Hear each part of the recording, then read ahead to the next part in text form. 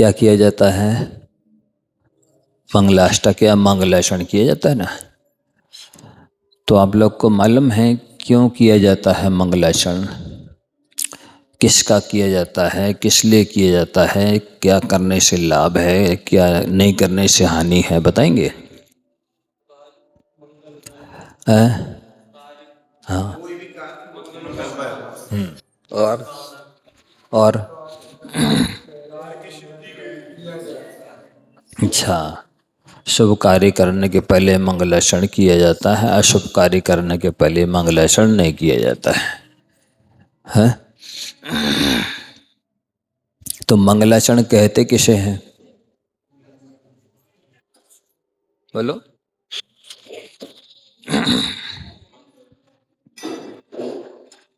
मंगलाचरण किसे कहते हैं?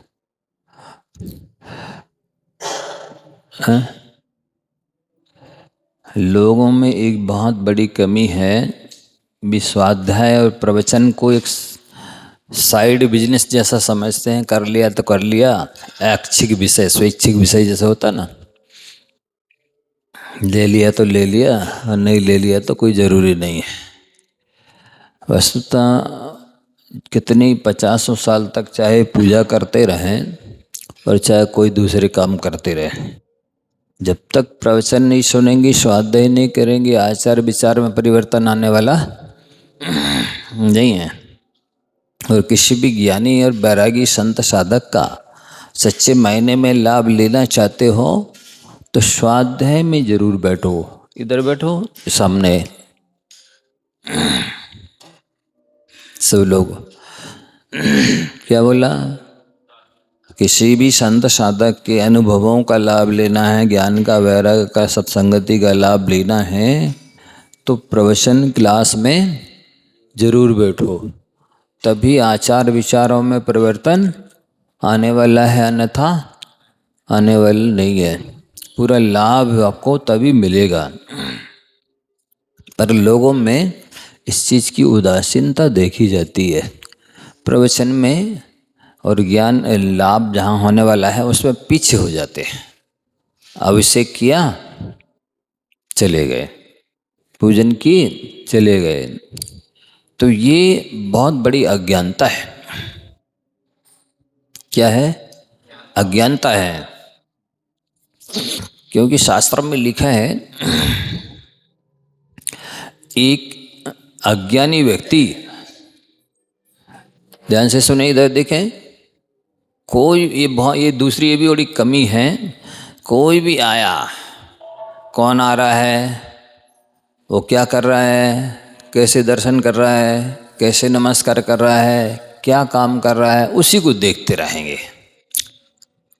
अब दुनिया है, सबके प्रयोजन अलग अलग होते हैं, परिस्थिति मनस्थिति अलग अलग होती है। क्या कर रहा है उससे क्या लेना अपन को? तो देखते रहेंगे जब तक वो बैठेगा नहीं, मतलब निकल नहीं जाएगा, हम तब तक उसी को देखते रहेंगे क्या कर रहा है। तो शास्त्रों में लिखा है, जब अन्नाणी कम्मम खवेदी भौ सय सहस्त्र कोटि ही तम नाणी तीह गुत्तु खवेदी उत्साहस में तेड़े। ज्ञानी और अज्ञानी के क्रियाकलाप में अंतर बताया जा रहा है कि अज्ञानी जीव करोड़ों वर्षों तक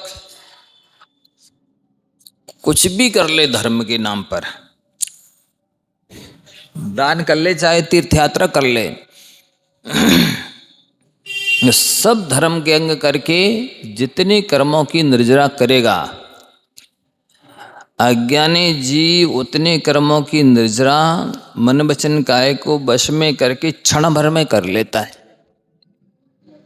क्या?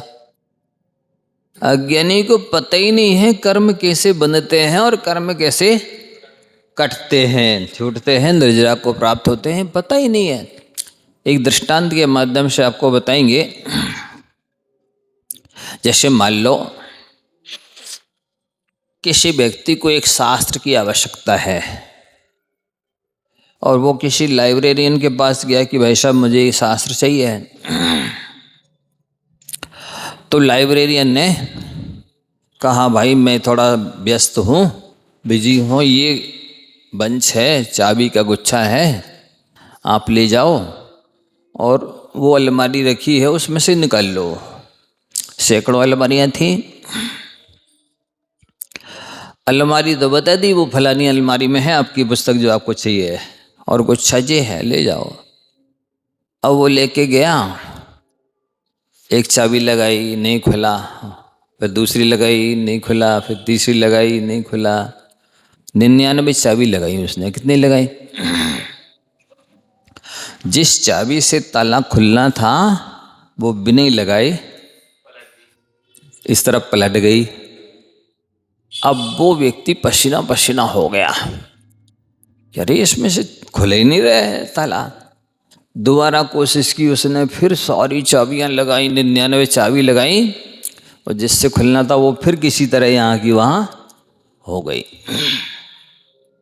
और झुंझलाहट आ गई, गुस्सा आ गया, और आवेश में आकर के पटक दिया उसके लाके टेबल पर। भाई साहब इसमें है ही नहीं वो चाबी, तो आपने गुच्छा कौन सा पकड़ा दिया? इतनी देर से मैं परेशान हो गया।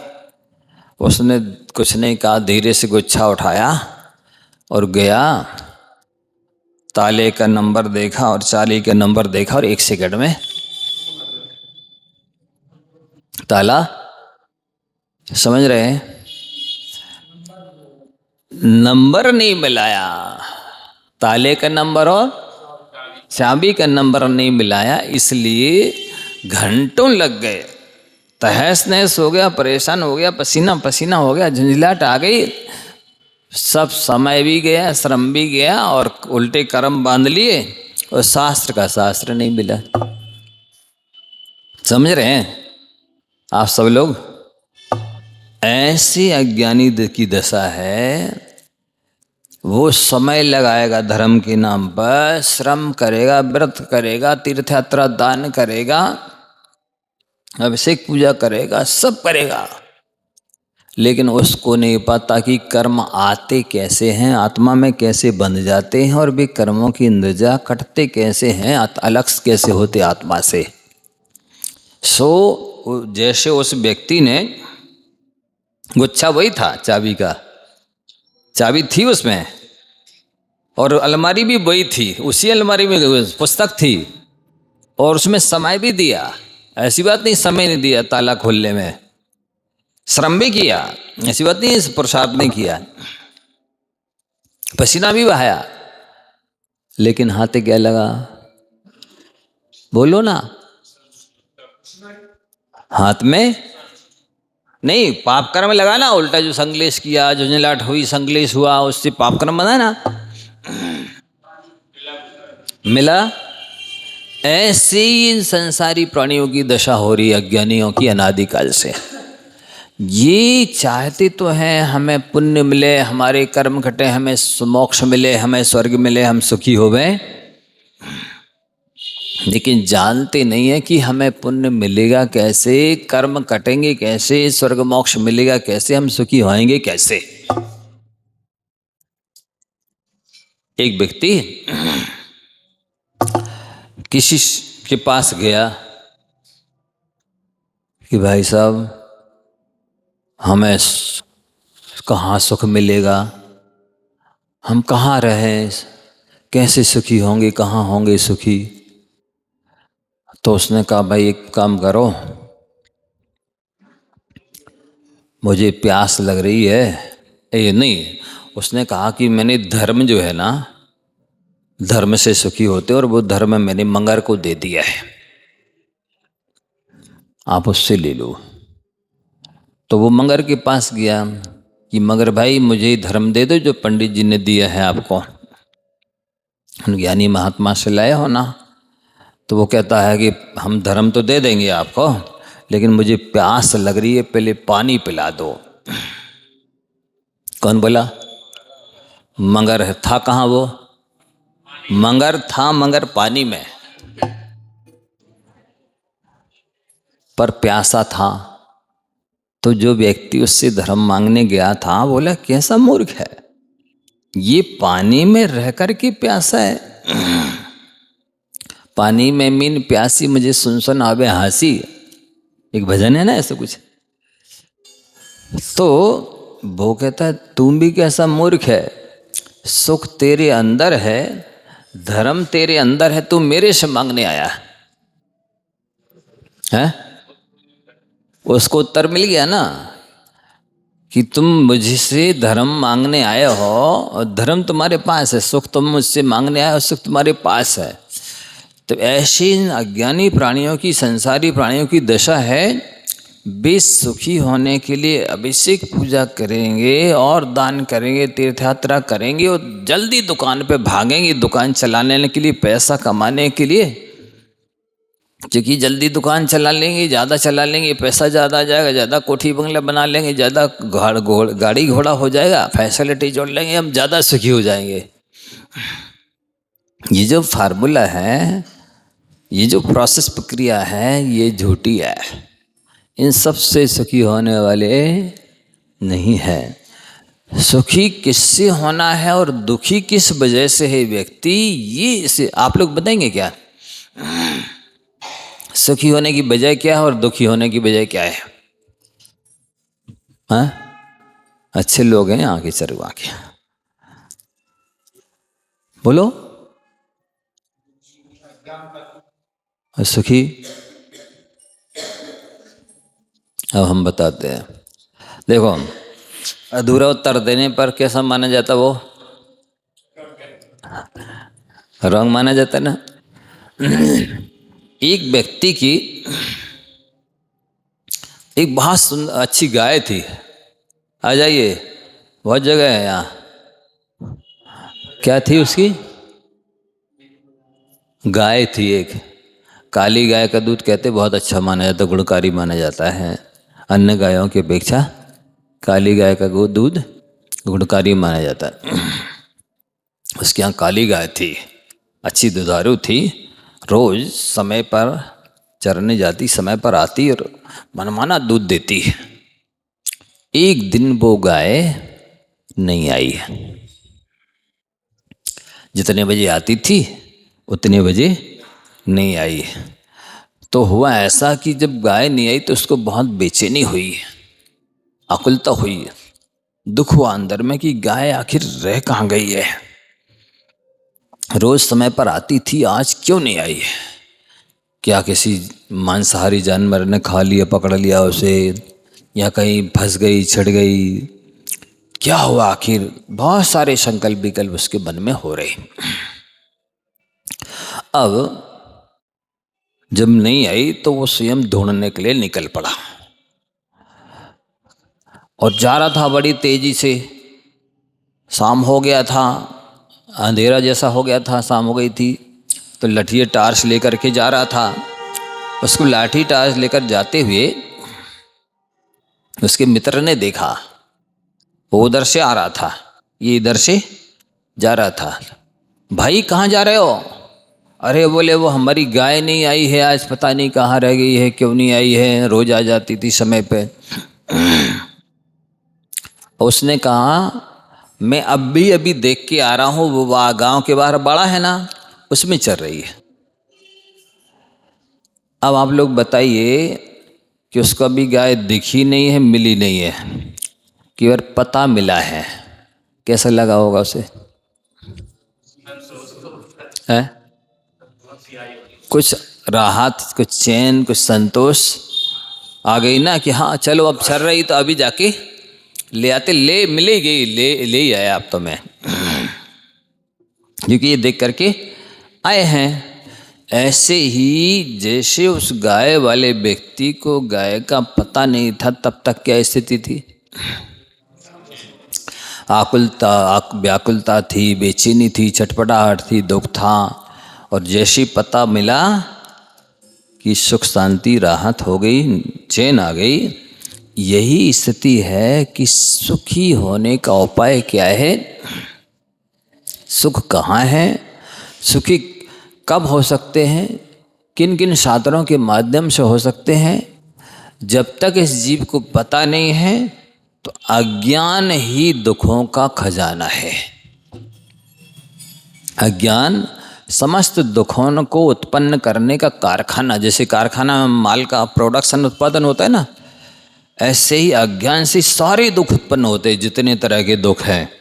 इन संसारी प्राणियों को जितने दुख हैं भी अज्ञान की वजह से।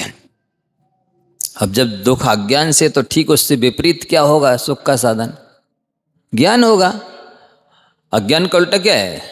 ज्ञान है। अज्ञान से दुख है और ज्ञान होते ही सुख होता है।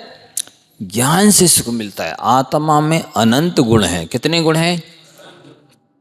अनंत गुण हैं।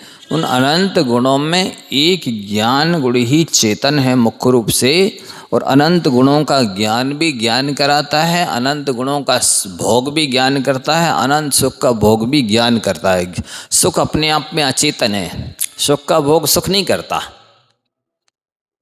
सुख का भोग कौन करता है? ज्ञान करता है। तो मनुष्य के जीवन में कोई अलौकिक संपत्ति निधि संचय करने लायक है यदि, जिससे वो परलोक में ले जा सकता है, जिसके माध्यम से सुखी हो सकता है, वो है ज्ञान।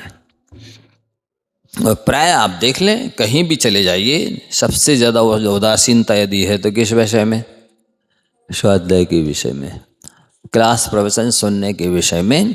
बाकी सब करा लो उनसे, झाड़ू पोंछा करा लो, बर्तन मंजवा लो, यहाँ तक कि जूतों पर पॉलिश करवा लो धर्म के नाम पर, और जितने भी शरीर से किए जाने वाले काम हैं सब करा लो।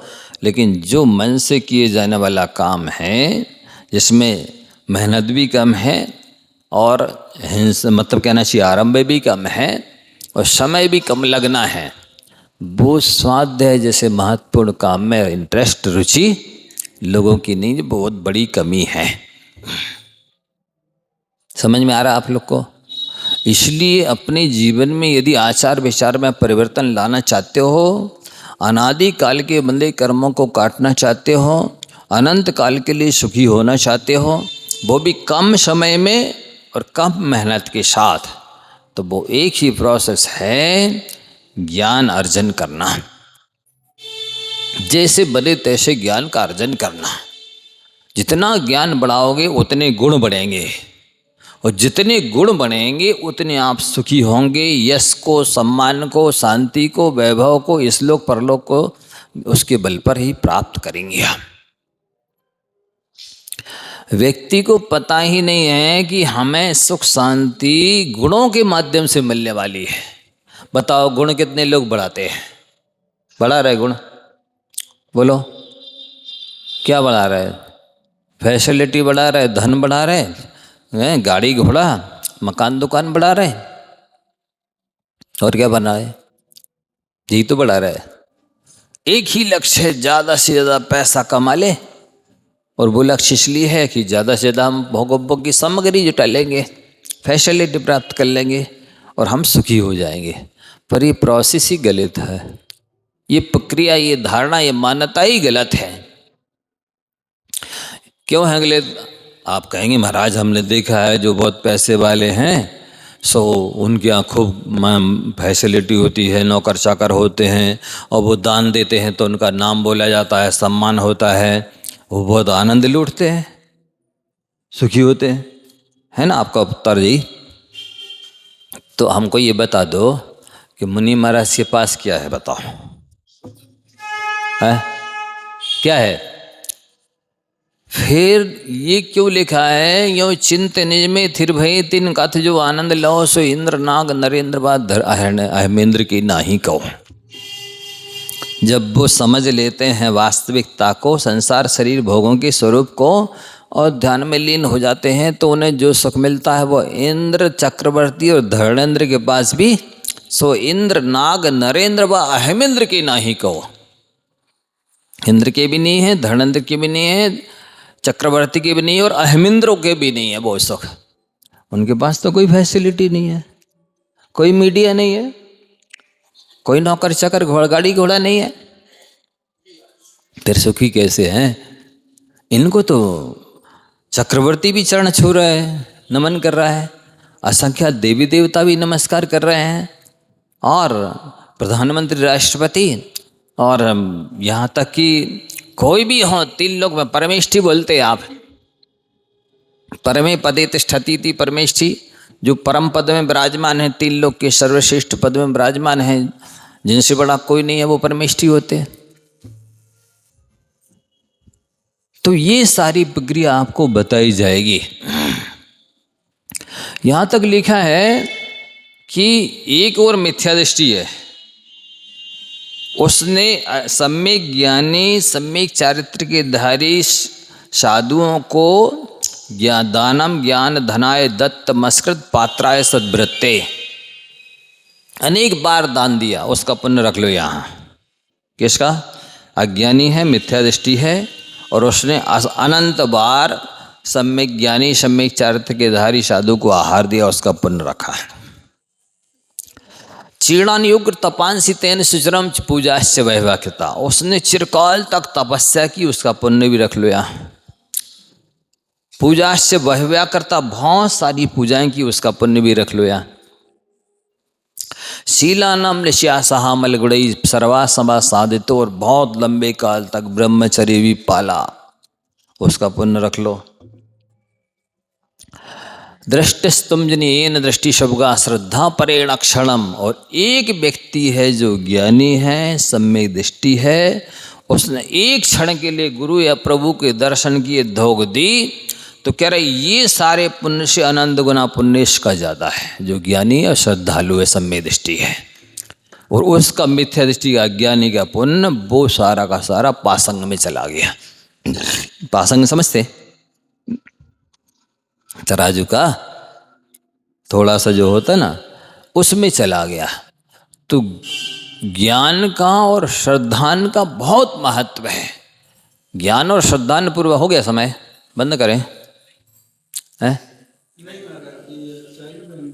अच्छा तो ठीक है, जैसी आपकी आज्ञा। सुन रहे आप लोग ध्यान से? उस श्रद्धान पूर्वक जो ज्ञान होता है, और ज्ञान श्रद्धान के साथ इतना सा दर्शन करो, चाहे पूजन करो, चाहे दान दो, अनंत गुना फल है। और बिना श्रद्धान और बिना ज्ञान की अनंत काल तक पूजा करो, दान दो, सील पालो, तीर्थ यात्रा करो, उसका पुण्य इतना सा है। समझ में आ रहा है? बेअज्ञानी जल्दी भागते अभिषेक करके, पूजा करके, हैं? इस प्रवचन का महत्व यदि समझते होते तो नहीं, मेरे कमाने से थोड़ी लक्ष्मी आती है, जल्दी से जाके दुकान खोल लूंगा तो नहीं तो ग्राहक निकल जाएंगे, इससे लक्ष्मी नहीं आती। लक्ष्मी भाग्य अनुसारी, लक्ष्मी भाग्य के अनुसार आती है। कहते ना, भाग्य में होता है तो छप्पर फाड़ के आता है, और भाग्य से जब उतर जाता है तो थप्पड़ मार के जाता है। क्या समझ में आ रहा है ना? इसलिए आप तो पुण्य बढ़ाइए, ज्ञान बढ़ाइए, श्रद्धान बढ़ाइए, वो तो सब लक्ष्मी अपने आप आएगी। वेश्या सम लक्ष्मी अति चंचल का है, क्या उपमा दी है? बैराग भावना पढ़ी कभी? उसमें लिखा है वेश्या सम लक्ष्मी अति चंचल, या का कौन पतियारा। वेश्या के समान क्यों कहा?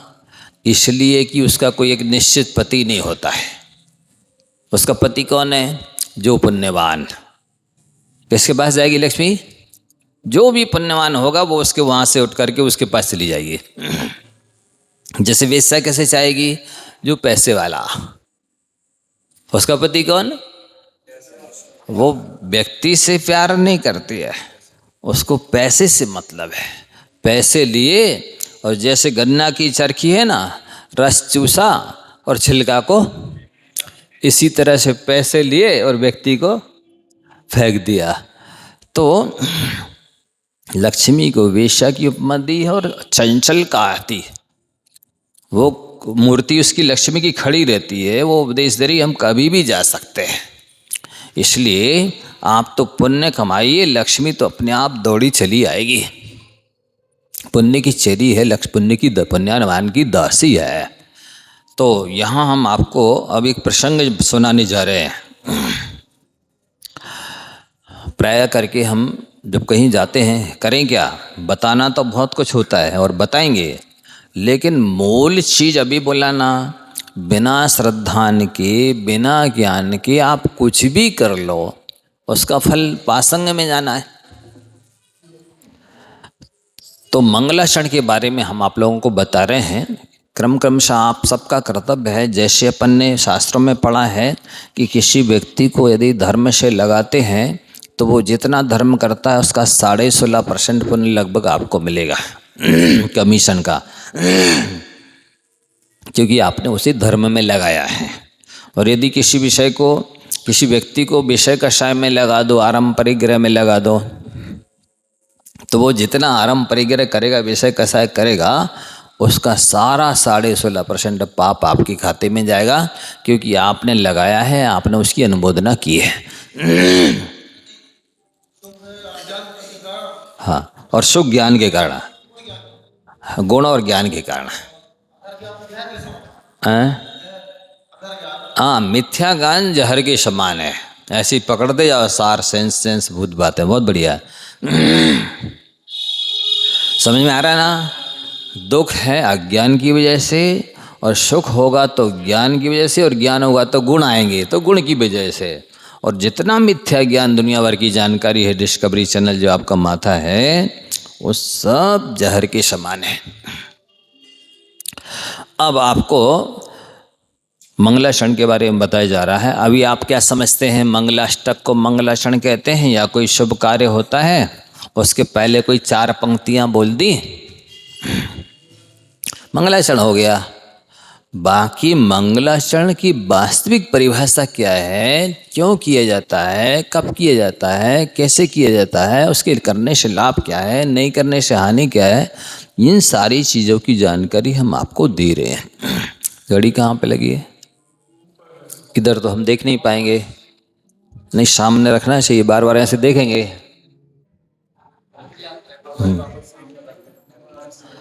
हाथ की रख दो अभी हाल। तो बहुत ध्यान से एक अक्षर सुनेंगे, समय पास नहीं किया जा रहा है, मनोरंजन नहीं किया जा रहा है। आपको वो चीज़ सिखाई जा रही है कि जो काम आप करोड़ों जन्मों में नहीं कर पाओगे, वो अंतर मुहूर्त में करके दिखाओगे। ऐसी चीज़ सिखाई जा रही है आपको। जो पुण्य और पैसा आप जिंदगी में नहीं कमा पाओगे, वो क्षण भर में कमाओगे। तो सबसे पहले मंगलाचरण शब्द का अर्थ बताते हैं, फिर मंगलाचरण में क्या क्या आता है, फिर आपके पास क्या है और आप उसका क्या, कैसे, कितना लाभ उठा सकते हैं, ये सारी चीज़ें बताएंगे। छोड़ दो। मंगलाचरण शब्द 2 शब्दों से मिलकर के बना है, मंगल और आचरण। इधर बैठते तो ज़्यादा अच्छा होता, हमारी गर्दन दर्द नहीं करती ऐसे मुड़ के देखने में, और अच्छा लगता। तो उठा लो, चटाई ले लो। हाँ, शुद्धि वाले, हाँ ठीक। तो मंगल और आचरण, अब आचरण का अर्थ तो आचरण है, जानते हैं, और मंगल शब्द में फिर अब 3 अक्षर हैं, माँ, गा और ला। तो माँ के एक अक्षरी शब्दकोश में अर्थ होता है माँ माने लक्ष्मी, माम लक्ष्मी, अपन पहला अक्षर लिया है और अंतिम अक्षर ले रहे हैं। माम लक्ष्मी लाती ददाती थी मंगलम, जो लक्ष्मी को लाकर दे दे किसे, मंगलाचरण करने वाले को, उसे मंगलाचरण कहते हैं। अब लक्ष्मी 2 तरह की होती है, एक लौकिक लक्ष्मी, एक लोकोत्तर लक्ष्मी। लौकिक लक्ष्मी में जैसे यश है, लौकिक धन है, लौकिक इंद्रियजन्य सुख है, जो भी सांसारिक उपलब्धि जिसे कहते हैं, वो सब लौकिक लक्ष्मी है। लोकोत्तर लक्ष्मी के 2 भेद हैं, एक तो अरहंत भगवान की लक्ष्मी, दूसरी सिद्ध भगवान की लक्ष्मी। अरहंत भगवान की लक्ष्मी क्या है? अष्ट प्रातिहार्य से युक्त समोषण की वैभव, और बहिरंग में, अंतरंग में अनंत ज्ञान, अनंत दर्शन, अनंत बल, अनंत सुख। जिसे अनंत चतुष्टय कहते हैं, ये अंतरंग लक्ष्मी है। और अष्टप्रातिहार्य युक्त समोषण का व्यव बहिरंग लक्ष्मी है। और लोकोत्तर लक्ष्मी में जो सिद्ध भगवान की लक्ष्मी है वो सिद्ध परमेष्टि के समकित दर्शन ज्ञान और लघु अवगाहना सूक्ष्म बीरजबान निराबाद गुण सिद्ध के जो अष्ट गुणों को आदि लेकर के अनंत गुण सिद्ध परमेष्टि के अंदर प्रकट हो गए हैं। अनंत अव्यवाद सुख जो प्रकट हो गया है वो लोकोत्तर सुख है। इस सब को देने की सामर्थ्य मंगलाचरण के अंतर्गत है। समझ में आ रहा है? तो इन सब को देता है मंगलाचरण, एक अर्थ हुआ। दूसरा अर्थ है, अब माँ और ला गा को लेते हैं, पहला दूसरा अक्षर ले लेते हैं। अभी पहले अक्षर को लिया था, अब पहले और दूसरे अक्षर को लेते हैं। मंगम आनंदम हर्षम लाती इति मंगलम।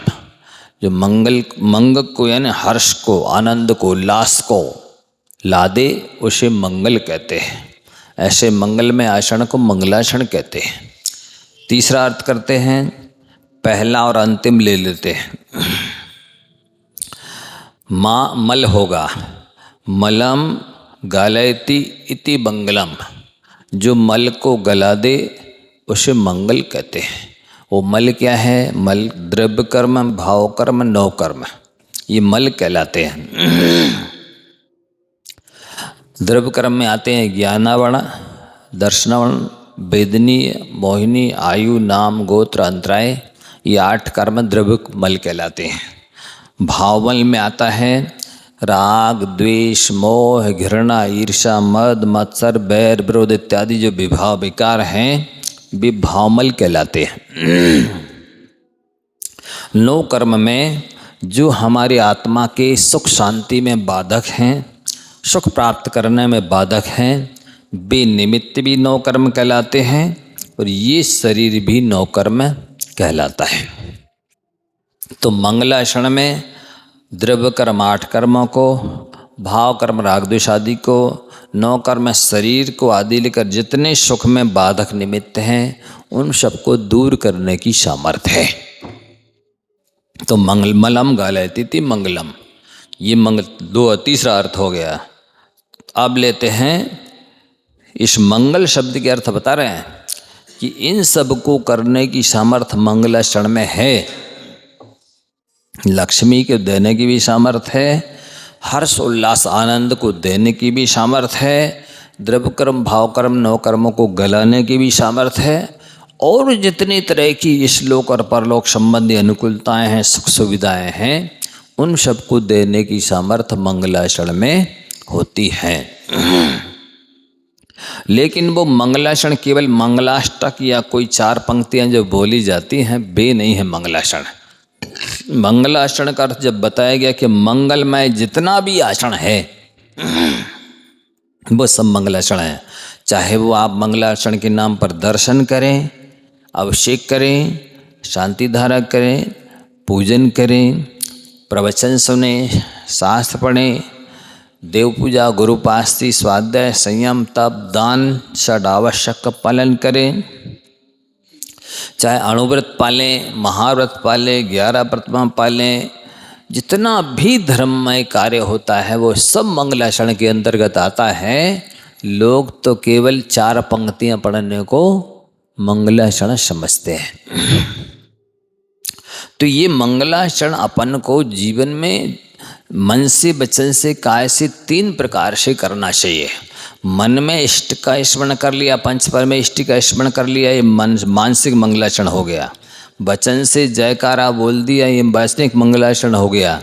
काय से अपन ने पंचांग अष्टांग नमन किया, प्रणाम किया, ये कायिक मंगलाचरण है। 3 प्रकार का हो गया मंगलाचरण। अब मान लो आए कोई वक्ता और ऐसे बैठ के और शुरू कर दिया प्रवचन, अरे आपने मंगलाचरण किया ही नहीं, वो ऐसा करते ही मंगलाचरण हो गया। आप यदि ऐसा करते हैं किसी व्यक्ति के सामने, जोड़ तो रहा परंत भगवान को हाथ, है ना, पर वो खुश हो जाएगा और वो आपको भी हाथ जोड़ेगा और वात्सल्य बढ़ जाएगा, प्रेम स्नेह बढ़ जाएगा और आपस में अभिवादन हो जाएगा, हैं, और मंगलाचरण हो जाएगा। शारीरिक मंगलाचरण है ये, समझ रहे? देखो सभी ध्यान से सुने। जैसे आप प्रवचन सुन रहे ना, तो अभी आपको असंख्यात गुणी पाप की नजरा हो रही, पुण्य का बंद हो रहा है, क्योंकि स्वाध्याय परमम तपः, स्वाध्याय परम तप है। अब आपको और कई गुना पुण्य बंद करने की टेक्निक बताते हैं। जैसे आप जितनी देर के लिए प्रवचन में बैठे हैं, यदि आप एक संकल्प कर लेते हैं, जितनी देर हम प्रवचन में बैठे हैं या 10 बजे तक के लिए हमारे सारे पापों का त्याग, ध्यान से सुनना। तो अभी जैसे मान लो 1 गुना पुण्य का बंद हो रहा था प्रवचन सुनने से, अब सारे पापों का त्याग करके बैठे हैं तो उसके आगे 1 लिख दो। अब कितने गुना पुण्य बंद होने लगा? 11 गुना। 1 के आगे 1 लिखने से 2 नहीं लिखना, 11 गुना पुण्य का बंद होने लगा। कर सकते आप लोग? जितनी देर हम मंदिर में बैठे सारे पापों का त्याग कर दो, अभी रोज कर सकते हैं, कर देना चाहिए। तीसरा, अब मान लो जैसे आपको अभी 11 गुना पुण्य का बंद हो रहा है, अब आप ऐसे ना बैठ के जैसे अभी बैठे हो ना, ऐसे बैठ जाओ। अब इस 11 के आगे 1 और लिख दो। अब कितने गुना पुण्य बंद होने लगा? 111 गुना पुण्य का बंद होने लगा, क्योंकि आप विनय से जिनवाणी सुन रहे हो। शास्त्र में लिखा है, विणयन शुद्ध मदीदम जैवी पमायण होई विस्तरितम, अब वो ठादी परभवे केवल नानम से मावहदी। जो व्यक्ति विनय पूर्वक जिनवाणी सुनता है, पढ़ता है, वो भले इस जन्म में उसको समझ में ना आए, इस जन्म में श्रद्धा ना हो पाए, इस जन्म में जीवन में ना उतर पाए, तो अगले जन्म में उसको समझ में आ जाएगा, अगले जन्म में उसकी श्रद्धा हो जाएगी, अगले जन्म में जीवन में उतर जाएगा। और ये जो विनय पूर्वक पढ़ा सुना गया शास्त्र है, अगले जन्म में केवल ज्ञान उत्पन्न कराएगा। समझ में आ रहा है? इसलिए नहीं कर सकते ऐसा कि जितनी देर यहाँ बैठे सारे पापों का त्याग, और हाथ जोड़ के नहीं 1 घंटे बैठ सकते। 111 गुनी पाप की नजरा होगी, 111 गुना पुण्य का बंद ज्यादा होगा। ये तरीका है पुण्य कमाने का। अब अज्ञानी को पता ही नहीं है, तो जैसे तैसे सुनना, भी बाहर बैठे सुन रहे, देखो वे चल रही आपस में संग का समाधान, देखो वे चल रहे। ऐसा होता स्वाध्याय, सामने बैठो, आई कांटेक्ट होना चाहिए वक्ता श्रोता का, तब बात समझ में आती जल्दी। इधर उधर बैठेंगे, वहाँ कहाँ दृष्टि जाएगी, बार बार बात पूरी नहीं सुन पाओगे, समझ नहीं पाओगे। तो ये सारी चीज़ें ध्यान में रख कर के पढ़ा सुना जाता है। तो मंगलमय आचरणकार समझ गए। देखो मूल में एक शब्द में यदि आपसे पूछा जाए धर्म किसे कहते हैं, अहिंसा परमो धर्म। एक सूत्र है इतना संक्षेप में, इसके अंदर पूरा जिन शासन समाहित है। जितने भी काम किए जाते धर्म के नाम पर, अणुव्रत, महाव्रत, मूल गुण, उत्तर गुण, तप, उपसर्ग, परिचय, जो जो किया जाता है वो इस अहिंसा की सिद्धि के लिए किया जाता है। समझ रहे? और जो उपदेश यहाँ सुनाया जा रहा है वो भी, उसकी सिद्धि भी उसी से होने वाली है। तो अब यहाँ आपको ध्यान में रख के चलना है कि मंगलाचरण में क्या क्या आ रहा है। सब आ रहा है। जितना भी आप शुभ अभिप्राय को लेकर के, पवित्र भागवों को लेकर के धार्मिक आचरण करते हैं, वो सब मंगलाचरण कहलाता है। और वो मन से, वचन से, काय से 3 प्रकार से होता है। तो मन को भी पवित्र, विशुद्ध, एकाग्र रखिए। वचन से भी बोलो तो जिनवाणी के शब्द ही पूछिए और सुनिए। और काहे से ऐसे ना बैठ करके कैसे बैठिए, ऐसे बैठिए। क्योंकि गद्दी पे थोड़ी, सेठ जी की गद्दी पे नहीं बैठे अपन, कहाँ बैठे हैं? ये समोषण है। क्या है ये समोषण है। इस समोषण में ये क्या हो रहा है? दिव्य ध्वनि खिर रही है। क्या हो रहा है? ये भगवान की वाणी खिर रही है।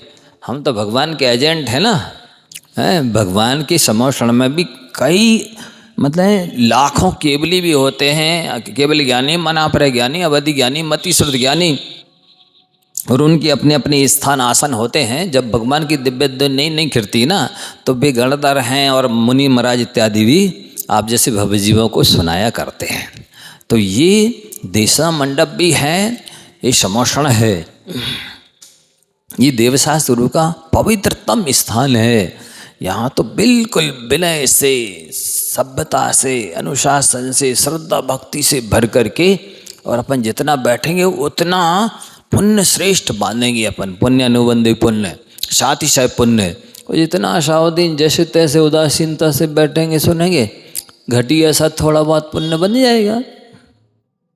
पुण्य के असंख्यात दो प्रमाण भेद हैं। कितने भेद हैं? एक प्रकार का पुण्य नहीं होता। यहाँ जितने बैठे हैं वे सभी लोग ऐसा एक जैसा पुण्य बांध रहे हैं, ऐसा नहीं है। भले एक जैसे देवशास्त्र गुरु बैठे, वही बैठे हैं, लेकिन आपके भाव एक जैसे नहीं हैं। आपकी मनोवचन काय में श्रद्धा, विनय, विशुद्धि, एकाग्रता एक जैसी नहीं है। अब देखो ना, कई लोगों की पूजा भी चल रही है, उनमें इतनी विशेष क्षमता है। जैसे रिद्धिधारी मुनि राज के पास होती ना, वे एक हाथ से पूजा कर लेते हैं, दूसरे हाथ से माला फेर लेते, तीसरे इस कान से पाठ सुन लेते, इस कान से प्रवचन सुन लेते हैं। इस टाइप की रिद्धियाँ होती हैं कई लोगों के पास, वे सब चल रहे हैं।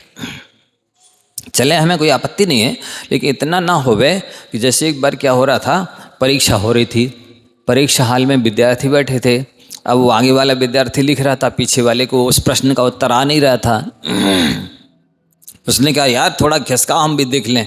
बोलता अभी डिस्टर्ब नहीं करो, ना हम बोल पाएंगे ना दिखा पाएंगे, आप तो जितना दिख रहा हो उतना लिखते जाओ, बाद में दिखा देंगे।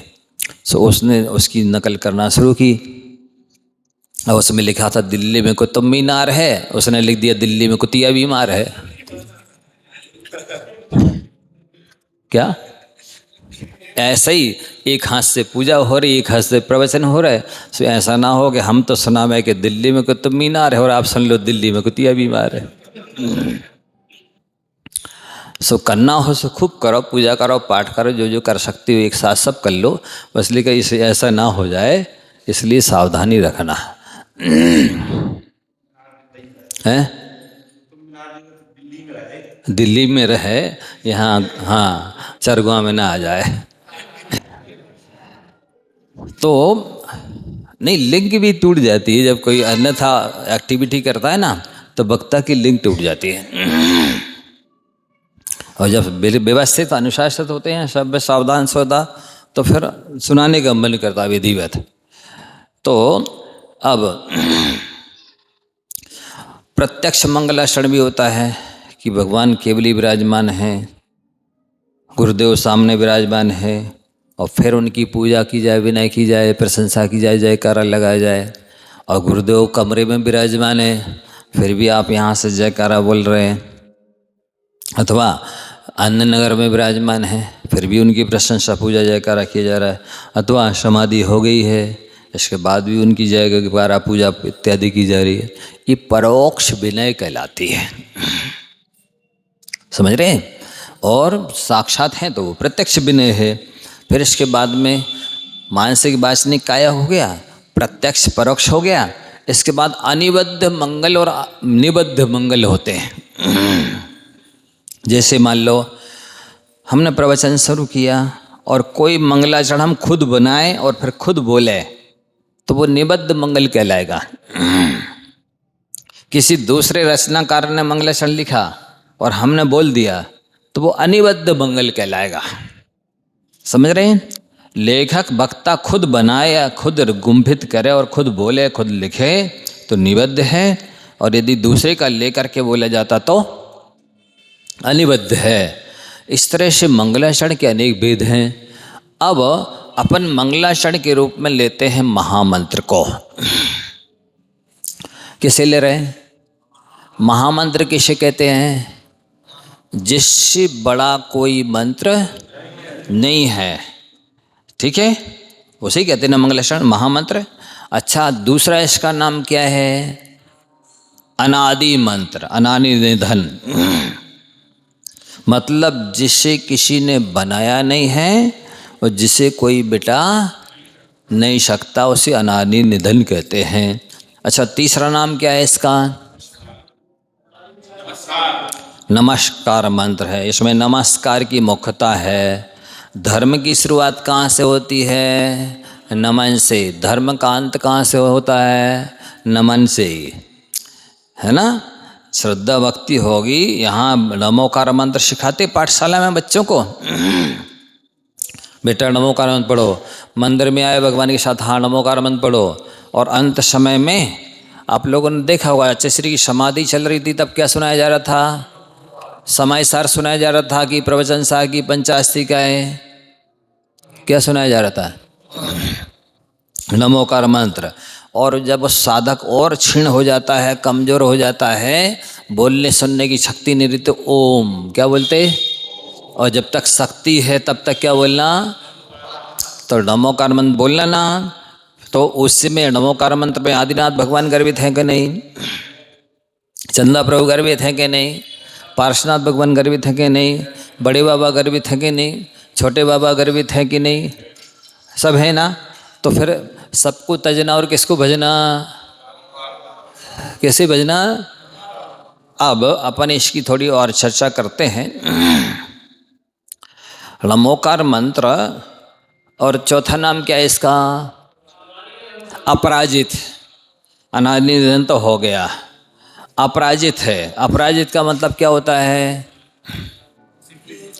जिस मंत्र को कोई पराजित ना कर सके, और जिस मंत्र पढ़ने वाले को भी कोई पराजित ना कर सके, उसको बोलते अपराजित मंत्र। समझ में आ रहा है? जिसे कोई पराजित ना कर सके और जिसको जपने वाले को भी कोई पराजित ना कर सके, उसे अपराजित मंत्र कहते हैं। महामंत्र, अपराजित, अनादि निधन और मूल मंत्र है ना। मूल मंत्र और उत्तर मंत्र का क्या मतलब होता है? कि इसमें से ही सारे मंत्र निकले हैं। 84 लाख मंत्र इस नमोकार मंत्र में से निकले हैं। इसका मतलब क्या हुआ? अकेले नमोकार मंत्र में 84 लाख मंत्रों की ताकत है। सारे मंत्र इसी से निकले हैं और अकेले में ही सारे मंत्रों की ताकत है। तो फिर सारे मंत्र पढ़ना, किसी को पढ़ना नहीं बे, माता बहने नहीं, महाराज जी हम तो एक चंदा प्रभु की करते हैं, एक शांतिनाथ की करते हैं, एक पारसनाथ की करते हैं, एक बड़े बाबा की करते हैं, एक छोटे बाबा। उनको बता भी दिया जाएगा, अब एक ही पढ़ने से 84 लाख मंत्र पढ़ लिए। एक पढ़ लिए तो कितने मंत्र पढ़ लिए? एक पढ़ लिया तो 84 लाख मंत्र पढ़ लिए। और एक ही मंत्र से 84 लाख मंत्रों के द्वारा जो काम किया जाएगा वो इसी से हो जाएगा। तो फिर सबको क्यों जपना? समझ में आ रहा है? मूल मंत्र है ये, इसी से निकले, स्रोत ये है, जड़ ये, फाउंडेशन ये है, जन्मदाता जनक ये है, ये पिता है और बाकी सब इसके पुत्र हैं। और क्या नाम बोलते इसको? महामंत्र हो गया। पंच परमेष्ठी वाचक मंत्र है। मतलब ये है कि महामंत्र में पंच परमेष्ठ है, सर्वसिद्धिदायक मंत्र है। सर्वसिद्धिदायक है, सर्वसिद्धिदायक बोल दिया, इसका मतलब है कि अब और कोई सिद्धि के लिए दूसरे मंत्र की आवश्यकता नहीं है। तो अब और क्या बोलते हैं? परमेष्ठी मंत्र। परमेष्ठी किसे कहते हैं? परमे पदे तिष्ठति इति परमेष्ठी। जो परम पद में, सर्वोच्च पद में विराजमान है, वे परमेष्ठी कहलाते हैं। उनको पंच परमेष्ठी भी कहते हैं, पंच परमेष्ठी भगवान भी कहते हैं, है ना। और क्या बोलते हैं महामंत्र को? शाश्वत मंत्र है ना। मंत्रराज है, मंत्रों का राजा है। मंत्राणाम राजाइति मंत्रराज। मंत्रों का मतलब बाकी मंत्र तो है प्रजा, सैनिक, और महामंत्र है राजा, चक्रवर्ती है, सबसे बड़ा मंत्र है। तो अब देखो ये सब आप लोग बता रहे हैं, इसका मतलब है कि महामंत्र है तो आपके पास कामधेनु है। महामंत्र क्या है? आपके पास कल्प वृक्ष है। महामंत्र क्या है? आपके पास पारस पत्थर है। महामंत्र क्या है? आपके पास चिंतामणि रतन है, हैं? महामंत्र क्या है? रसायन है, ये दिव्य रसायन। ये सब के होते हुए भी ये अज्ञानी प्राणी इसकी महिमा पता ना होने से भी बोलते रहेंगे नीम हकीम खतरे जान। नीम हकीम खतरे वाले होते हैं और उन्हीं के चक्कर पीछे पड़े रहेंगे वे फकीरों के। यहाँ वहाँ जाके रागी द्वेषी कामी क्रोधी देवी देवताओं की पूजा आराधना करते रहेंगे। सब कुछ इनके पास है, इसके बाद भी शनिचर को फलाने देवता को तेल चढ़ाएं, तो मंगलवार को किसी को सिंदूर चढ़ाएं, तो कहीं सोमवार को, गुरुवार को, कौन से शुक्रवार को चोला चढ़ाएंगे। ये मुँह यारे चलो कोई देख ना पाए। और अगरबत्ती लगाएंगे, श्रीफल चढ़ाएंगे, पता नहीं क्या क्या चढ़ाएंगे, और अपने गांठ का पुण्य और नष्ट कर आते हैं। क्या कराते? अपने गांठ का पुण्य नष्ट कराते हैं। जब आप अपात्र को, अयोग्य को भगवान मानोगे और उसकी पूजा करोगे तो पुण्य नष्ट नहीं हुआ। सो इनको पता नहीं है, इसलिए जो चीज़ पाठशाला में पढ़ाई जाती है उस चीज़ को पढ़ाने की आवश्यकता है। मैंने पठारी में 10 दिन प्रवचन किया नमोकार पर, बासदा में 15 दिन किया, विदिशा में 20 दिन किया, भोपाल में 25 दिन किया, अशोक गार्डन में 27 दिन किया, भाग्योदय में 45 दिन किया। ऐसे इस पर बहुत लंबा विस्तार से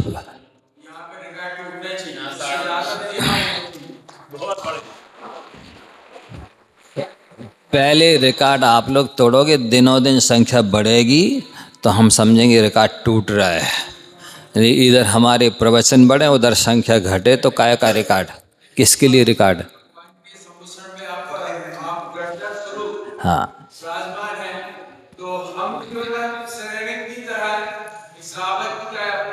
हाँ, नहीं आओगे, संख्या बढ़ेगी तो हमारा चलेगा। तो ठीक है, आप लोगों का कभी कर्तव्य है, एक एक व्यक्ति को 3-3 लोगों को लाना है। कैसे? महिला पुरुष बच्चे बच्चियाँ सबको लाओगे तो जो है आपका भी कर्तव्य पूरा होगा और हमारा भी मन उत्साह बढ़ेगा।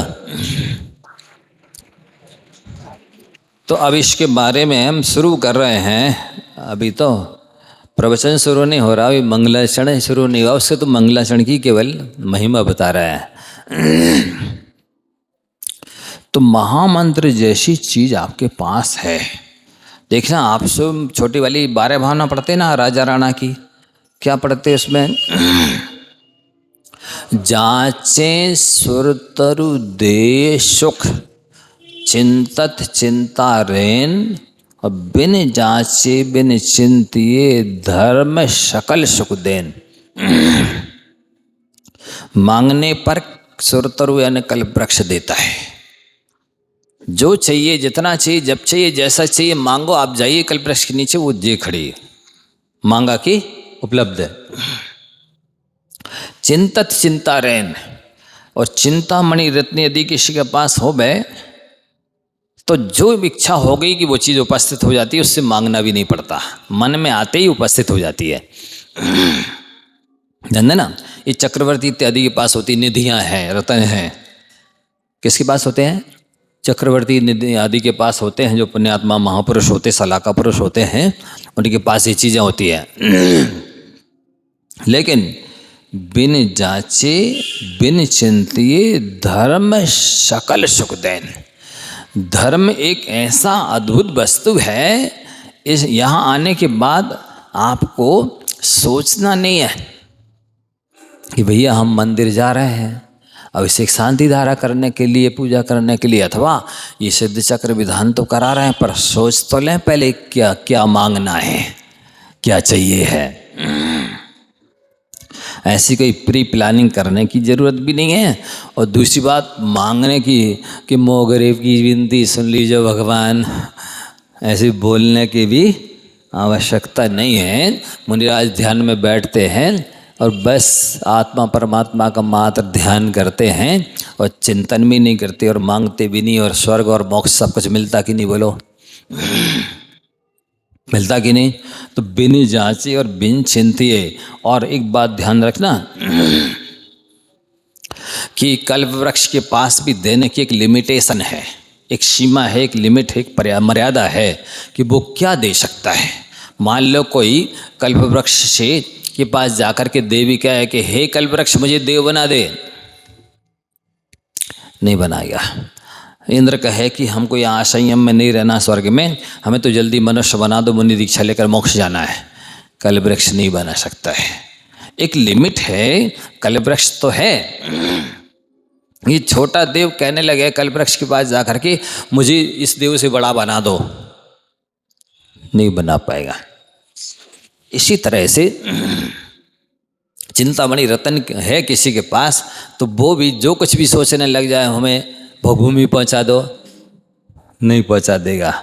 स्वर्ग पहुंचा दो हमें, चिंतामणि रतन नहीं भेज देगा। चक्रवर्ती के पास निधि और रतन सब हैं लेकिन ये नहीं देंगे वो। यदि देने की सामर्थ होती तो 12 चक्रवर्ती हुए हैं, उनमें से शुभम और ब्रह्मदत्त चक्रवर्ती कहाँ गए? क्यों? वो चिंतामणि रत्न थे, उनके पास निधियां थी, उससे वो स्वर्ग मोक्ष मांग लेते। देने की सामर्थ्य नहीं है। और बिन जांचे बिन चिंतिए धर्म सकल सुख देन।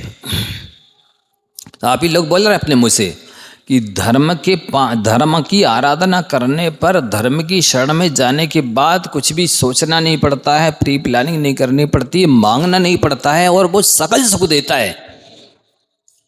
फिर हम आप लोगों से पूछना चाहते हैं, आप मंदिर में आते हैं, देवशास्त्र गुरुओं के पास आते हैं तो मांगते क्यों हैं?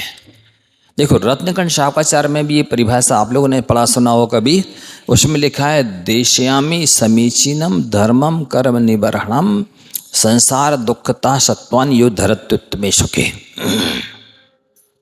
समंत भद्राचार्य महाराज जी कह रहे हैं मैं समीचीन धर्म को कहूँगा, उसकी परिभाषा क्या होगी? तो बोलते हैं जो धर्म कर्मों का नाश करने वाला है। धर्म का स्वरूप क्या है? धर्म की तासीर, धर्म का नेचर, धर्म का स्वभाव कैसा है कि धर्म की आराधना करोगे तो वो कर्मों का नाश करेगा और संसार दुखता सत्वान और संसार के दुखों से निकाल करके जीवों को उत्तम सुखी धरती स्वर्ग और मोक्ष में भेजता है। ये उसका नेचर है, ये उसका स्वभाव है। जैसे वृक्ष का नेचर क्या है? आप वृक्ष के नीचे जाएंगे तो वो छाया मांगनी पड़ेगी, दे देगा जाते ही। बोलो, वृक्ष के नीचे जाते हैं, छाया, हे वृक्षराज मुझे बहुत धूप लग रही है, मैं धूप से संतप्त हो गया हूँ, मुझे छाया दे दो। मांगते? बिना मांगे छाया देता, पत्ते देता, फूल देता, फल देता है, लकड़ी देता है, सब कुछ देता है, ठंडी हवा देता है। अथवा जैसे किसान खेती करता है ना, तो किसान खेती किस लिए करता है? अनाज के लिए ना, अनाज के लिए करता है कि भूसा के लिए? तो अनाज के लिए खेती करता है तो भूसा मिलता कि नहीं मिलता? मांगता है वो? नहीं मांगता ना। तो जैसे किसान खेती करता है तो उसे बिना मांगे जब अनाज मिल रहा है तो भूसा तो पहले आता है, मिलता ही है। और वृक्ष के पास जाने पर छाया मिलती ही है। और इसी तरह धर्म का भी नेचर है, स्वभाव है, गुण है, धर्म है, तासीर है कि उसकी आराधना करोगे तो वो आपको सुखी बनाएगा, स्वर्ग मोक्ष में भेजाएगा ही। जब ऐसा नेचर है तो फिर मांगते क्यों? नहीं महाराज जी, वो दो तरह के भिखारी होते हैं ना, एक बे भिखारी होते हैं जो पैदल चल के आते हैं, एक बे भिखारी होते हैं जो 4 व्हीलर पर बैठ के आते हैं, एक बे भिखारी होते हैं जो छोटी झोली लाते हैं, एक बे भिखारी होते हैं जो बड़ी झोली लाते हैं, एक बे भिखारी होते हैं जो मंदिर के बाहर बैठ के मांगते हैं, एक बे भिखारी होते हैं जो मंदिर के अंदर आके मांगते हैं। सो हम लोग स्टैंडर्ड के भिखारी हैं, पुराने ज़माने के। हम लोग की पुरानी आदत है, नहीं समझे? वो आदत जाती नहीं है, हैं? तो भिखारी के नाम से कोई राज तो नहीं लिखता, ले ऐसा करके मुट्ठी भर कुछ तिरस्कार पूर्वक दे देते हैं। हाँ चल तू मांगने आया, ले इधर का राज दिया तुझे, ऐसा तो। अच्छा एक बात और बताओ, जैसे मान लो आप लोग को शिखर जी जाना है, और आप शिखर जी जाना है तो उधर रोड पर खड़े हुए और किसी रिक्शा वाले को बोला, है रिक्शा, वो आ गया, रुक गया, भाई हमको रेलवे स्टेशन ले चलो। ठीक है साहब बैठिए। कितने पैसे लगे? 200 रुपये लगे। नहीं नहीं हम तो 100 रुपये देंगे, ऐसा आपने उसको ठहराया है ना। अच्छा मान लो सौदा तय हो गया, चलो ठीक है 100 रुपये दे देना। तो आप गए रेलवे स्टेशन पर, आपका उसने उतार दिया, सामान रख दिया, आप उतर गए, उसको 100 रुपये देंगे कि 125 देंगे? 100 ही देंगे ना। अच्छा एक दूसरा व्यक्ति जाना था शिखर जी, उसको वो भी जाके रोड पे खड़ा हुआ, उसने किसी रिक्शे वाले को बुलाया, रिक्शा हमको रेलवे स्टेशन ले चलो। ठीक है भाई बैठो, कितने पैसे लोगे? नहीं बाबूजी आप तो बैठिए, आपकी मर्जी, जो देना हो दे देना। वो ले गया। अब बोलो, आपका सामान उतार दिया, रख दिया उसने यथास्थान, आप उतर गए, उसको कितने पैसे दोगे? उसको 125 देंगे, क्योंकि इसने मांगा नहीं है। नहीं आप तो चलो, मुझे सेवा का असर दीजिए, आपको जितने देना हो दे देना। बिना मांगे ज्यादा मिले कि मांगने से? ऐसा बिना जो है ना,